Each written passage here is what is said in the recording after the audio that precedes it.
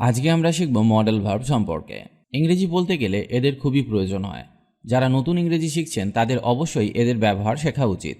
এদের ছাড়া ইংরেজি বলতেই পারবেন না। আজকে আমি এদের ব্যবহার খুব সহজে আপনাকে শিখিয়ে দেব। তাহলে চলুন শুরু করা যাক আজকের ক্লাস। সাবজেক্ট বা কর্তার মুড অনুযায়ী এরা কাজ করে বলে এদেরকে মডেল ভার্ব বলে। ক্যান, ক্যান মানে হলো পারা। সামর্থ্য অর্থে ক্যানকে ব্যবহার করা হয়। কোনো একটি কাজ করতে পারবো কিনা বা সেটি করা সম্ভব কিনা তা বলার সময় বাক্যে ক্যানকে ব্যবহার করা হয়। যেমন আমি দৌড়াতে পারি, I can run, I can run. সে আসতে পারে, he can come, he can come. আমি ভালো গাইতে পারি, I can sing well, I can sing well. আমি টেনিস খেলতে পারি, I can play tennis, I can play tennis. আমি কি সাহায্য করতে পারি? Can I help? Can I help? তুমি কি এটা সামলাতে পারবে? Can you handle it? Can you handle it? তুমি কি এর উত্তর দিতে পারবে? Can you answer this? Can you answer this? কুডের ব্যবহার। ক্যানের পাস্ট ফর্ম হলো কুড। কুড মানে পারতাম। ফর এক্সাম্পল, আমি ইংরেজি বলতে পারতাম, I could speak English, I could speak English. সে কাজটি করতে পারত, he could do the work, he could do the work. আবার অনুরোধ করতেও কুডকে ব্যবহার করা হয়ে থাকে। যেমন তুমি কি আমাকে পথটা বলতে পারবে? Could you tell me the way, could you tell me the way. সৌজন্য প্রকাশের জন্য কুডকে প্রেজেন্ট টেন্সে ব্যবহার করা হয়ে থাকে। ফর এক্সাম্পল, আমি কি তোমার পেন ব্যবহার করতে পারি? Could I use your pen, could I use your pen. আমি কি তোমার ফোন ব্যবহার করতে পারি? Could I use your phone, could I use your phone. এখানে আমরা ক্যানকে ব্যবহার করতে পারতাম, কিন্তু কুড ব্যবহার করার ফলে বাক্যটি অনেক পোলাইট হয়ে গেল। এতে একটা সৌজন্য প্রকাশ পেল। মে, সম্ভাবনা এবং অনুমতি অর্থে মেকে ব্যবহার করা হয়। যেমন আমি কি আসতে পারি? May I come in, may I come in. এখানে অনুমতি অর্থে মেকে ব্যবহার করলাম। আগামীকাল বৃষ্টি হতে পারে, ইট মে রেন টুমরো, ইট মে রেন টুমরো। এখানে সম্ভাবনা অর্থে মেকে ব্যবহার করলাম। আরও কিছু মেয়ের ব্যবহার দেখা যাক। যেমন অনুমতি অর্থে মেকে ব্যবহার, আমি কি খেতে পারি? May I eat, may I eat. আমি কি ধূমপান করতে পারি? May I smoke, may I smoke. আমি কি বাড়িতে যেতে পারি? May I go home, may I go home. আমি কি এটি খেতে পারি? May I eat this, may I eat this. আমি কি যেতে পারি? May I go, may I go.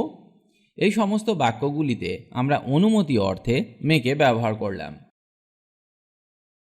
এবার সম্ভাবনা অর্থে মেকে ব্যবহার করা যাক। যেমন তারা যেতে পারে, দে মে গো, দে মে গো। সে আসতে পারে, C May come, C May come.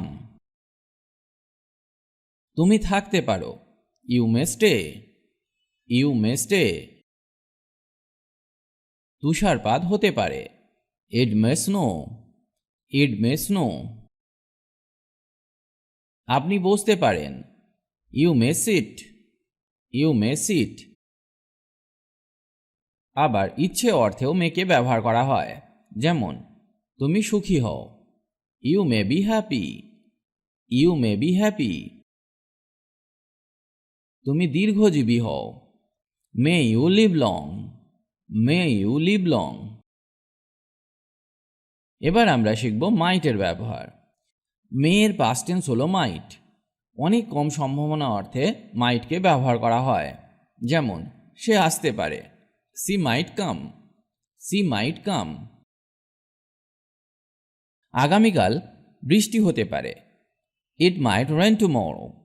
It might rain tomorrow. আগামীকাল বৃষ্টি হতে পারে কিন্তু তার সম্ভাবনা খুবই কম।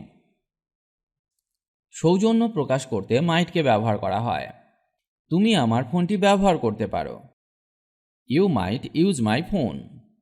You might use my phone. তুমি আমার পেনটি ব্যবহার করতে পারো। You might use my pen. You might use my pen. মাস্টের ব্যবহার।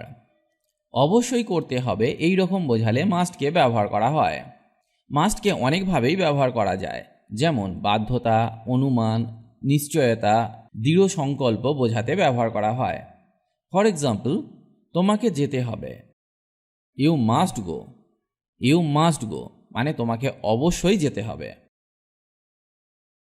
তাকে অবশ্যই একজন ভারতীয় হতে হবে। He must be an Indian. He must be an Indian. আমি অবশ্যই তাকে যে কোনো মূল্যে সহায়তা করব। I must help her at any cost. I must help her at any cost. শুডের ব্যবহার। সাধারণত বাক্যে উপদেশ বা উচিত বোঝাতে শুডের ব্যবহার করা হয়, যেমন তোমার এখন যাওয়া উচিত। You should leave now. You should leave now. আমার কিভাবে জানা উচিত? How should I know. How should I know. তোমার কঠোর পরিশ্রম করা উচিত। You should work hard. You should work hard. Request বা অনুরোধ করতে শুডকে ব্যবহার করা হয়, যেমন আমি কি অপেক্ষা করব? Should I wait.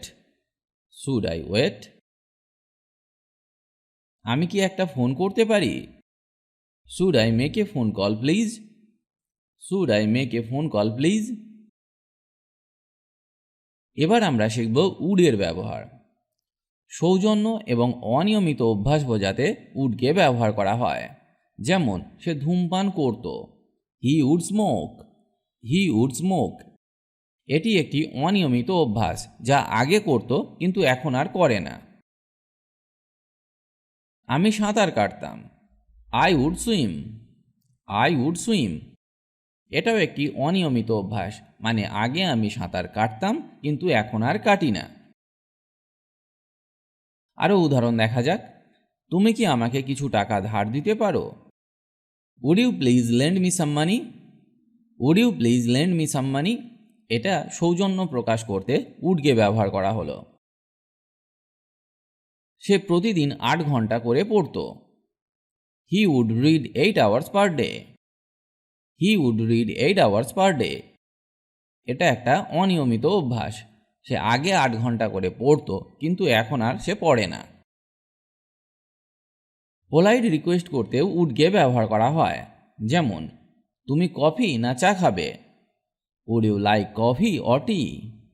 Would you like coffee or tea? তুমি কি কিছু খেতে চাও? Would you like something to eat? Would you like something to eat? আপনি কি এটা কিনতে চান? Would you like to buy this? Would you like to buy this? আজ এখানেই ভিডিওটি শেষ করছি। আশা করি আজকের ক্লাসটি আপনাকে অনেক হেল্প করবে ইংরেজি শিখতে। ইংরেজিতে কথা বলার ইচ্ছে থাকলে আপনাকে অবশ্যই প্রতিদিন অভ্যাস করতে হবে, তবেই আপনি দ্রুত ইংরেজি বলতে শিখবেন। কারণ প্র্যাকটিস ইজ দ্য কি টু সাকসেস। অভ্যাসই হলো সাফল্যের চাবিকাঠি। তার সাথে আপনাকে শিখতে হবে বেসিক কিছু ইংলিশ গ্রামার, যেমন tense, parts of speech, preposition, model verbs, helping verbs ইত্যাদি। কারণ এদের ব্যবহার না জানলে সঠিক ইংরেজি শেখা সম্ভব নয়। অনেকেই এদেরকে শিখতে পারেন না, কারণ তারা মনে করেন ইংরেজি গ্রামার খুব কঠিন। আপনি আমাদের গ্রামার ক্লাসগুলি মন দিয়ে দেখুন। খুব সহজে সমস্ত গ্রামারগুলি শেখানো আছে, যা একবার দেখলেই আপনি শিখে যাবেন। লিঙ্ক ডেসক্রিপশন বক্সে পেয়ে যাবেন। সবাই ভালো থাকুন আর আমার সাথে ইংরেজি শিখতে থাকুন।